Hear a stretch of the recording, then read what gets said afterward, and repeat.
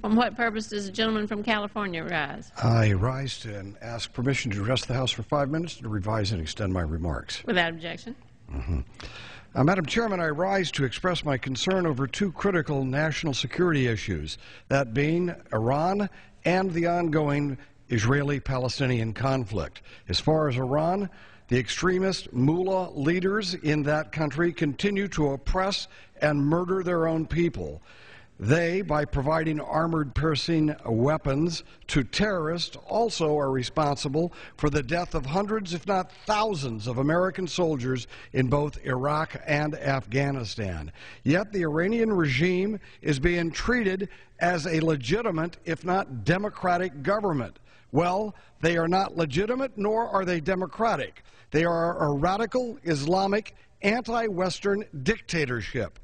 We have long since passed the time when America should have been backing, verbally and otherwise, the Iranian people's struggle to overthrow their radical Islamic oppressors.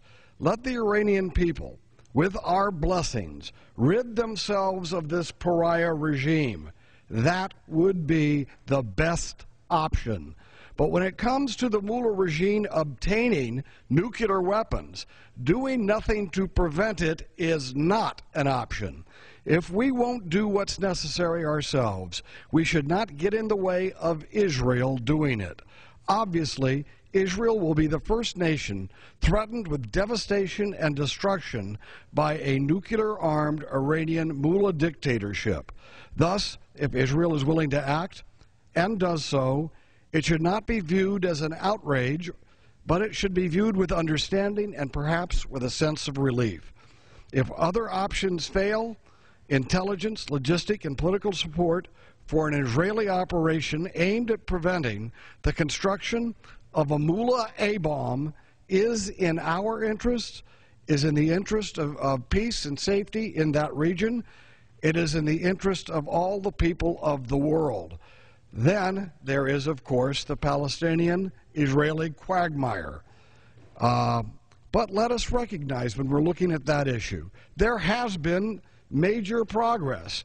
Over the last decade, Israel has demonstrably reached out to offer an olive branch to the Palestinian people. They have embraced a two-state solution, which they didn't do over 10 years ago. They have, in fact, withdrew their troops from Lebanon.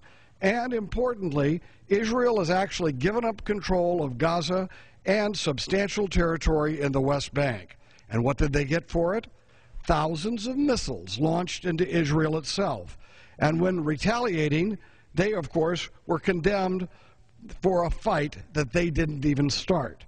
It's time for the Palestinian missile attacks to stop and for the Palestinians to reciprocate for Israel's tangible concessions in Gaza and on the West Bank. They should step up to the plate with a meaningful change of position. The Palestinians need to recognize Israel's right to exist, and to make it real, the Palestinians must renounce what they call the right of return. The Israelis have taken major steps. Now it's time for the Palestinians to move. And until the Palestinians make recognizable steps forward, as Israel has done, as I've just pointed out, our government should not be urging Israel to give up even more territory or condemning them for prodding the Palestinians. For example, if the Israeli renovation of apartment complexes in Jerusalem gets the Palestinians to realize that they can't wait forever because Israel is just going to move on unless the Palestinians come out and try to reach an agreement, well, if it's got the Palestinians to understand that and that they're going to have to act and step forward, then the widely condemned renovation of those apartment complexes in Jerusalem was actually something that furthered the cause of peace. To conclude, I urge the Obama administration to change course before it's too late, to stand up to the Iranian Islamic dictatorship, and to be realistic about the Israeli-Palestinian conflict. Peace can't come by trying to prove how sincere we are, or by holding hands with thugs, hoping they will be impressed with our sincerity, or by condemning a nation that is attacked for retaliating. It's time, as we say in California, to get real. Unfortunately, when it comes to these two important foreign policy challenges, it seems that wishful thinking and irrational optimism are what's guiding America's foreign policy. Thank you very much. I yield back balance of my time. Gentleman's time has expired.